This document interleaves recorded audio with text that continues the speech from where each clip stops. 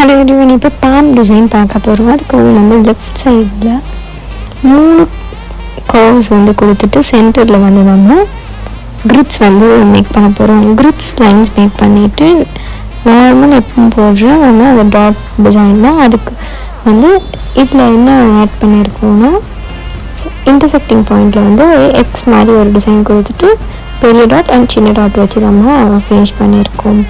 And கீழே வந்து இருக்க லைனில் ஹம்ஸ் வந்து சின்ன ஹம்ஸ் அண்ட் ஒரு லார்ஜ் ஹம்ஸ். அந்த லார்ஜ் ஹம்ஸில் வந்து நல்லா கொஞ்சம் கலர் பண்ணிவிட்டு அகெயின் ஒரு கர்வ் கொடுத்துட்டு முடிச்சுட்டு நம்ம ரைட் சைட் போக போகிறோம். ரைட் சைடு என்ன பண்ண போகிறோம்னா நார்மல் நெகட்டிவ் ஃபில்லிங் தான். நெகட்டிவ் ஃபில்லிங் வந்து எப்போதுமே நம்ம வந்து உள்ளே போகிற டிசைன்ஸ் வந்து கொஞ்சம் நிறைய போடணும். அண்ட் கலர் பண்ணுற பார்ட் வந்து கம்மியாக இருக்கணும், அப்போ தான் கரெக்டாக இருக்கும்.